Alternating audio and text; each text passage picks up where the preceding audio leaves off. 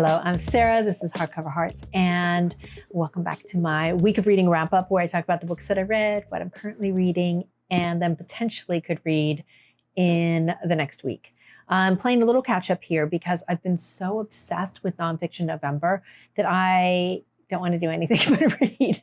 And so stopping and talking about them and taking that time to edit and all of that, I admit I've been very selfish and haven't wanted to do it because I've just been enjoying the reading experience so much. So time for me to pay the piper and sit down and talk about all of these so I can share them with you. First, I have a couple that don't fit into nonfiction November, but I want to wrap them up. The first one is a buddy read I did with Natalie of Curious Reader, and such an excellent buddy read partner. This is The Rings of Saturn by W.G. Sebald. Whew, what a strange book this is. How to talk about this? This book is more vibe than it is anything else. Ostensibly, this is a book about a man who's taking a walk around the English coast, and as he's doing it, he's kind of dealing with ghosts of the historical kind, and it's literally like taking a walk with somebody who doesn't really want to talk to you, but wants to tell you all about all of the weird things that have happened in this area and what that makes him think of, and then that leads to this other thing, and but all at the same time, he's somber, depressive, kind of mopey. You're in an existential crisis. Everything's bad, nothing's getting better, kind of vibe, right? It's a weird one, and there's like almost like a fog around my reading experience of this, and so we were reading it. I think we broke it into 4. This is not a very big book. We broke it into 4 sections. And I swear to you, we would have things to talk about, but talk to me about the first section after the third section, and I wouldn't really remember what we talked about or what was said because it's so ethereal. It's so meandering. We don't really have a sense of who this person who's talking is. We don't know anything about him. And it's just these things that have happened in the past that are all collectively put together to give you a sense of the things that we're losing, the things that we've lost, the things that are disappearing from the world. And then all these little anecdotes and asides. Glad I read it. Curious about Sebald, and I know that that Natalie is going to do some research, so I'm going to let her take the helm on that and kind of keep me up to date with how that's going.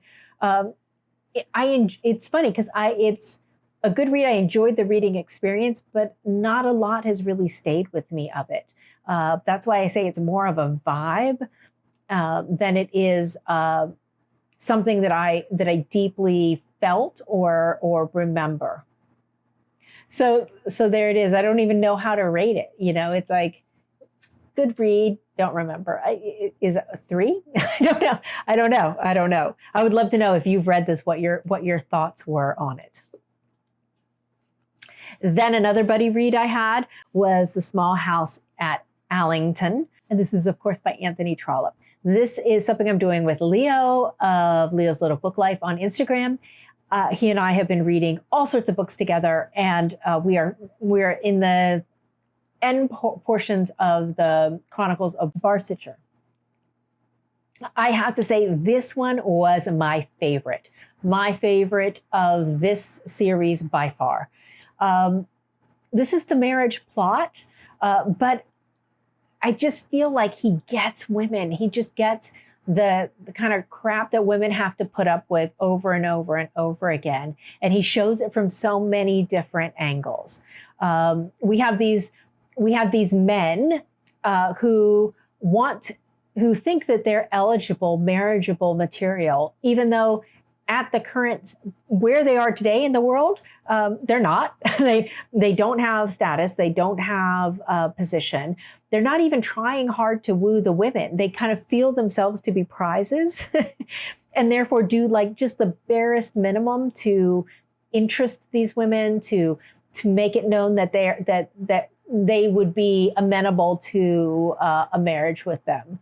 And, these poor women are really, having to figure out like, well, what does that mean for them? Do they want this? Is this something that they, and some do, some don't, but I just feel bad for them. Like these are just really poor choices here. So we've got all of these different men who consider themselves to be catches. And we have, the different spheres of influence. What I love about Trollope is how he's able to weave in the clerical life in these villages with the political life, and then class interwoven throughout it. And just so smart and so fun. I just think this one was my favorite. And I loved the ending. This ending blew my mind. I can't believe Trollope did it. I can't believe, like, from a Victorian novel that it didn't have, that the ending was the way it was. I don't want to spoil anything, so I'm not going to say anything, but the ending I thought was, and not at all what I thought was going to happen. I thought he was going to follow more of a formula, and he diverged. So that delighted me to no end. So with Trollope continuing to become one of my favorites for sure. Then I read something. This is kind of a follow-up, and this is now we're moving into nonfiction November, traditional types of books. With this one, earlier this year, probably in the summer, I read The Sun King by Nancy Mitford. And it was all about Versailles and Louis XIV. His court, the building of Versailles, just how crazy that court was.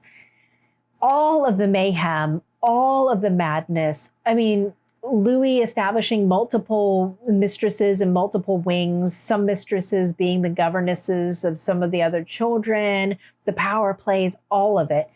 And I was stunned out of my mind to read that there were so many poisoners in the court that a man who eventually became Paris's first chief of police basically had to arrest so many people because people were dying left and right in the court, in the palace, in Versailles, from poison.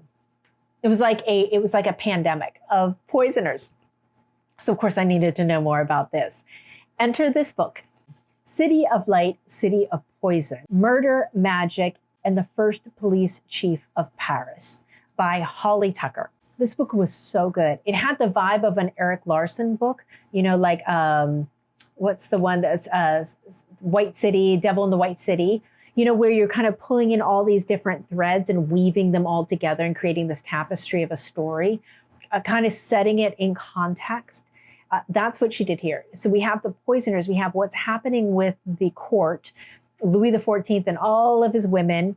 But then you also have and learn about this chief of police, Nicolas de la Reynie, and how he plays such a pivotal role, but very politically dangerous role, because so many people that he starts to learn are poisoners, have killed people, are people in nobility at the court. How does he deal with this? What does he do? It's very tense, very interesting. I thought her writing was on point. It read kind of like a thriller, but a lot of detail, a lot of information. I absolutely adored it. And I think I've got another book about this, but more from the fiction lens that I can't wait to get into. So right now I'm on like a Versailles kick. I even watched the Netflix series, kind of loony, but it just visually beautiful, sumptuous. And there are some characters that are completely made up, but then others that fairly ring true. And there's a website that you can follow where it kind of points out like where the historical inaccuracies and what actually did happen. Really, really fun. And a great way to spend the Thanksgiving holidays kind of binging on that. Then staying in France, I was really interested in this. I'd heard good things about this. I think Brian from Bookish said that this was good. This is Left Bank, Art, Passion, and the Rebirth of Paris, 1940 to 1950. And this is by Agnès Poirier. Really good cover right there. This is a very good book. It was a little uneven for me in that there were Paris kind of in the war and coming out of the war. I like kind of that immediacy to that period I thought was fantastic. And the writing was so good and it was so interesting. Kind of coming out of the war and all of the philosophy and philosophical, political conversations between Sartre as a communist and the Communist Party and all of that. I have to admit that I was a little bit bored by that portion. But the cast of characters is phenomenal. We've got everyone from Richard Wright, James Baldwin, Miles Davis, obviously Sartre, Simone de Beauvoir, Camus, Sal Bellow, Samuel Beckett, Norman Mailer, like just a ton of people are spending time in the left bank and kind of weaving in and out of this narrative. This was really good. I think this could benefit from a reread. As I'm learning more, I want to kind of revisit it. I enjoyed it very, very much.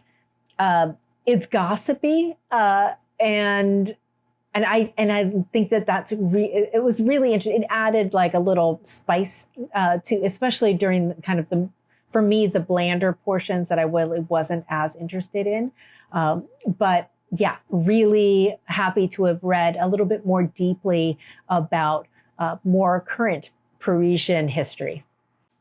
Then I did a book that was just a delight, an absolute and utter delight. And I've heard great things. Heidi from My Reading Life has talked about this one. This is one of her favorites. This is Diary of a Young Naturalist. This is by Dara McNulty. Really beautiful cover. And this is a young man's, teenager's writing about his becoming a naturalist and, living and going to school, but really being called to nature and really being called to protect the environment and to look deeply in nature, and being somebody who felt much more comfortable running around the forest and he talks about just laying on the ground and looking at something as the bugs move around a fallen log, and his utter delight at the natural world and the enthusiasm that he speaks about it, and he interweaves it in with his life. He's autistic, and he talks about some of the challenges that he has in school, some of the challenges he has in the world, but how nature and the natural world has been a haven for him and a place that he feels comfortable and he's called to, and it nourishes and protects him and gives him things that occupy his mind, and just he feels himself in nature. It is glorious. It is not very long. It is beautifully written. He's a kid, he's a young guy, and so some of it is that youthful exuberance. But one of the things that just every single time he wrote it, I wanted to hug him. He's like, he loves The Clash, one of my favorite bands ever, and considers himself a punk. And so he's like, as a young punk, he would say that frequently, as a punk, I think this. And I just, it delighted me to no end. Just wanted to hug him. So yeah, this was great. Thank you, Heidi, for the recommendation and for touting this. And because I think I would have passed it by were it not for your full-throated enthusiasm for it. Keeping on the nonfiction November tip, this is a book that I've had in my collection for a little while. I've had it. I've been interested in it for a while, but I actually bought it in a trip to Bath with Sean and Bert from Past Story Time, and Sean recommended it. And this is The Outrun by Amy Liptrot. This was exquisite. This was absolutely phenomenal, beautiful, heart-wrenching writing. So we have our protagonist, and this is obviously it's nonfiction. So it's Amy, and Amy comes from a very isolated part of Scotland in Orkney, and she always wanted to be away from Orkney. She could not wait to leave. Her parents had this really fractious relationship. Her father had mental illness, and you could just see that she was just chomping at the bit to start living her life. She goes to London and kind of disassembles a little bit. She loses her bearings. She gets involved in a relationship. But what's been core to all of this is a drinking habit that she developed that has kind of taken over. And she's in its jaws, and she really tries to figure out how to stop. She tries to figure out new ways, and finally goes into a program, and then coming out of that goes home. And it's supposed to be temporary, but she sees her home through different eyes, and it's very much nature loving. She finds ways, despite being like this party girl in London, she finds herself really called to the patterns and the quietness and the isolation and a lot of the birding that she gets hooked up with because it affords her a job. And it tests her in ways that she didn't expect. And she's finding herself really drawn to that and really trying to try new ways of being that are quieter, that are more isolated, that are more introspective. And can she do it? Can she do it without alcohol? Is there going to become a time when this new love for this expansive world that she's feeling and that's taking up her life, will that edge out her desire to always want to have a drink? This was so uplifting. It was hard. There are hard parts in here, really raw, jagged pieces of writing about her alcoholism, about her struggles in before she got sober. I do have the sense of that expansiveness that comes from freeing yourself from alcoholism and that fight to not have it be something that you assume that you will always go back to.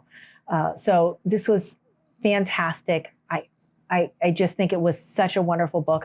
Just reading it made me want to run outside at the night and look at the stars and explore a little bit of my own isolated areas here in the Bay Area. It's an inspiring book, and I loved it very much. Another book, I talked about how I've done the Shakespeare Year of Reading for 2 years in a row during the pandemic. So that's a Shakespeare & Company does a bundle series. So they'll send you 3 big bundles of books, and it'll come out 3 times a year. You'll get a big package, and this was something that was in it. And they always put this nice little wrapper, kind of tells you why it was chosen, and they do the Shakespeare & Company stamp on it. So you just feel like you're getting something directly from the store. This is Looking for Trouble, Virginia Cowles, a classic memoir of a trailblazing war correspondent. And I just really liked this cover. And especially, I'm not sure if you can see because it's really light faded in there, her in a war site. This was remarkable. This was especially remarkable coming off of the heels of this, which is Left Bank. So this one's talking about Paris during the war. And this one starts with her being in Spain during the Spanish Civil War and trying to report from both sides and taking everything in. She ends up being in the most interesting places right as things are about to go off. And this book is so interesting because she rarely talks about herself. She doesn't give you any backstory about her. It's really about what's happening in the moment. She's reporting what's going on, who the players are, how they're reacting to the moment, what's happening in the city, what's happening with the people. So it feels very present. And I don't know that I've read a war correspondence memoir from a woman's perspective.